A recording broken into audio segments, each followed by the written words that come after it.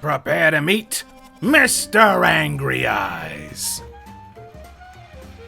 In this video, I'm going to talk about one of my favorite scratch builds that I've ever made, the Robo Potato, aka the Potato Stompa, aka the Tater Titan.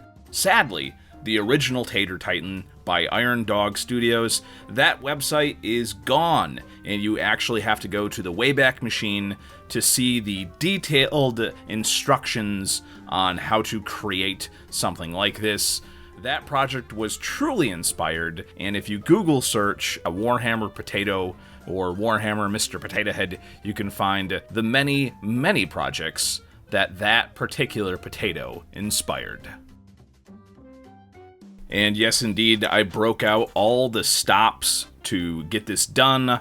Byakugan pieces, educational toy pieces, pieces of a Hot Wheel track, a Mr. Potato Head, the newer version that I found at the Goodwill by the pound, parts from a model battleship, a small train car that I found, and some amazing glass bits. I'm not even sure what they are, but I wish I would have grabbed more. So yeah, everything that went into this project was from the Goodwill by the pound, with the exception of the string of LED fairy lights.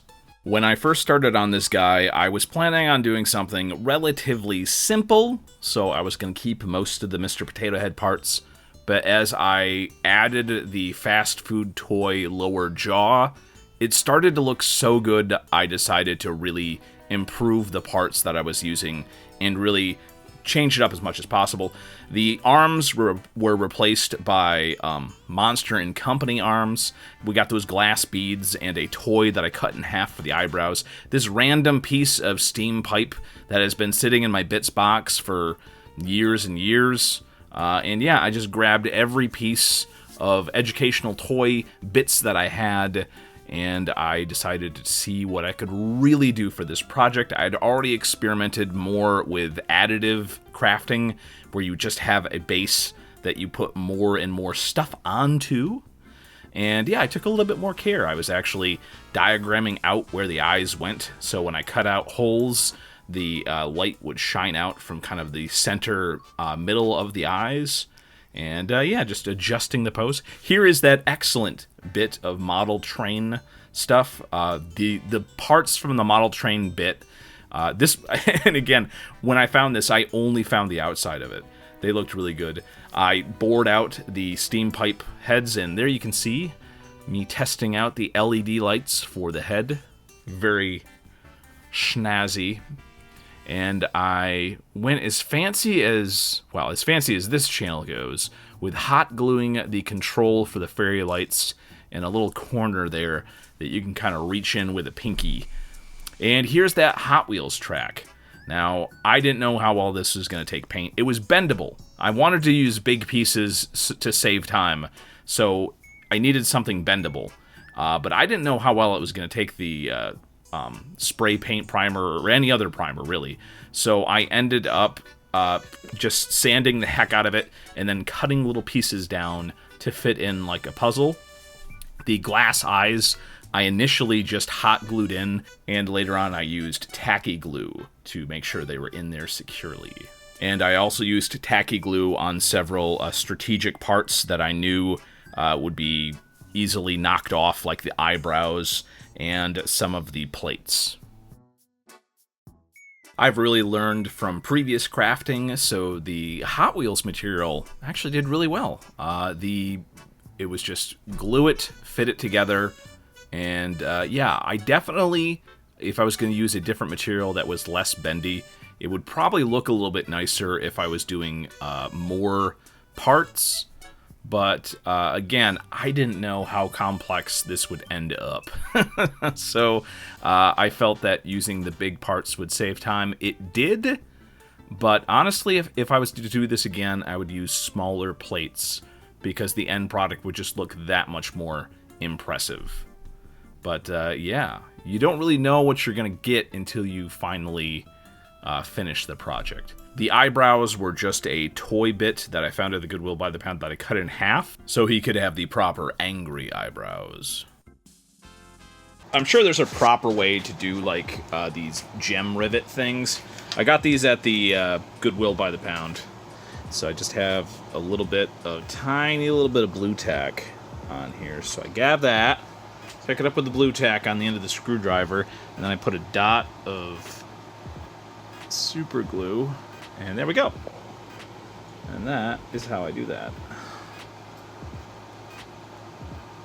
And if you don't get it first try, you're screwed.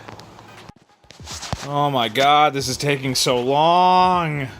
Putting every single one of these rivets in here. Studson, why didn't you tell me that this would take so long? You make it look so easy. This is so difficult. You lied to me. So obviously the model train bits were a key player for this build. I will never overlook a model train again. The texture, the color, the material. The material took primer well. The material was easy to cut, and the interesting like shapes and stuff just were perfect for this project. The Byakugan bits made excellent shoulder pads, and to bulk up the arms along with the model bits from, I believe, was like a battleship thing. You can see where I made like specific little parts where the rivets kind of made sense to attach certain things on certain things. And it was very satisfying to see the level of detail that I had put into this project really starting to come together even at this stage. So, I put blue tack on the eyes, because they're glass eyes. I didn't want the spray to have any chance to get in there. And then I used painter's tape on those lovely train parts, because they already looked so good. I didn't want to have to repaint them. The yellow just looked really nice, and I knew that any discoloration from the super glue, I would easily be able to go over with some washes to hide that later on. Alright, we're amongst the remains of the random bits of stuff. I was worried about the Hot Wheels track, which was the majority of the plating on this, but that actually turned out to be really good. Absolutely not. I sanded it down, so casual finger scratch on the Hot Wheels stuff is not doing this. The educational toys actually take primer really well. So then the Bakugan took the primer really well too. I want to uncover the lovely yellow bits.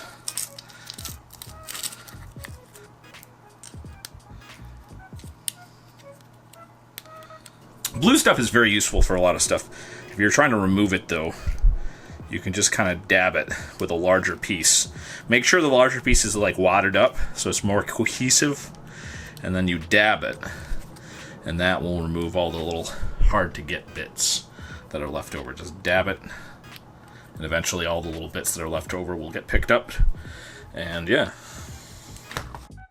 So now I just need to go over the bits that are still with some polyurethane primer and get those taken care of. I'll just use those with brush-on polyurethane primer.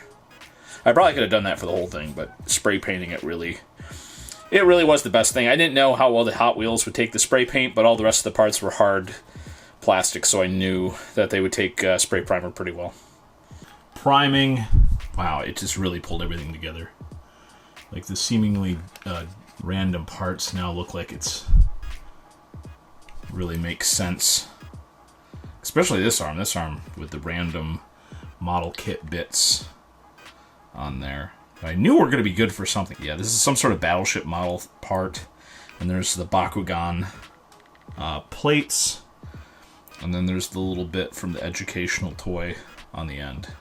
For the initial painting, I didn't really do anything special, just some very heavy dry brushes. I did several dry brushes, one of a darker silver and then one of a lighter silver, and then I went over with some darker bronze and then some copper for some of the parts. And here I am hiding the super glue bits from that lovely yellow color and weathering up some of the yellow train car parts at the same time. And of course, the checkerboard. Initially, I wasn't going to do this, but frankly, the checkerboard really pulls everything together when you're looking at this thing from the top down. What I did is I looked up every painting checkerboard tutorial for Warhammer, and I just did it freehand. It took a little bit of time, and obviously it doesn't look that great, but the point of this thing is that this is not like a incredibly well engineered thing. So it's fine that the checkerboard doesn't look all that great. It's my first time painting checkerboard. I think the paint job is fine enough for something like this. And yeah, look at this thing, how it came together.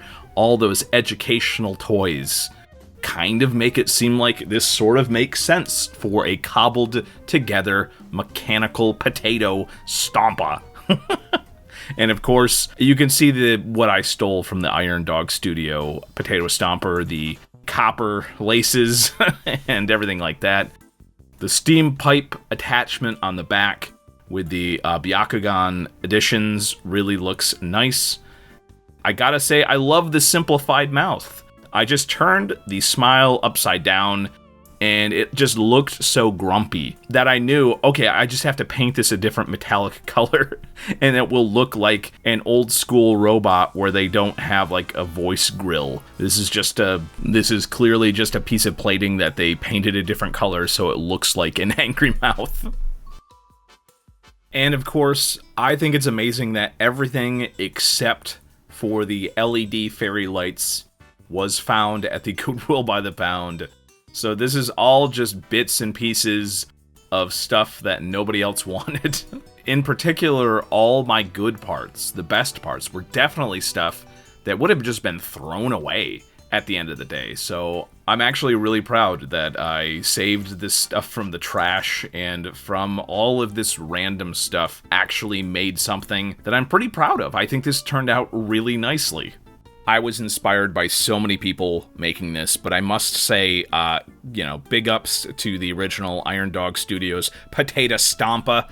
This obviously is more for D&D, not enough DACA for Warhammer orcs, clearly. But also Black Magic Craft, of course, and Studson Studio. His stuff is very inspirational if you're going to be doing like additive scratch build stuff. Watched a lot of his stuff before I picked up a bunch of this materials that I used to make this. Bill Making Stuff, also a great channel for like scratch building stuff. There are a lot of really amazing channels out there, so be sure to list your favorite crafting channel in the comments below.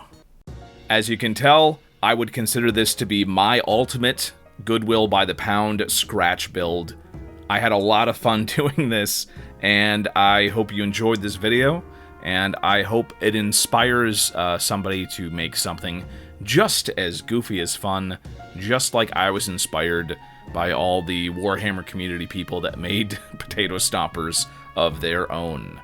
Again, if you want to support this channel, you can subscribe to this channel. You can also become a member of this channel on YouTube. That helps me out a lot. And yeah, I look forward to more Goodwill finds, more Goodwill crafting, more D&D news where I talk about all sorts of fun stuff. And yeah, join me as I continue to get better at crafting and painting and stuff. And I encourage anybody who is new at painting to just look at some of the tutorials for checkerboard painting, because doing it freehand seems like it's impossible, but hey, a person who is bad at painting like myself can make something that looks passable for a tabletop table, and I know you guys can too. Have a great day, and as always, thank you for watching the video.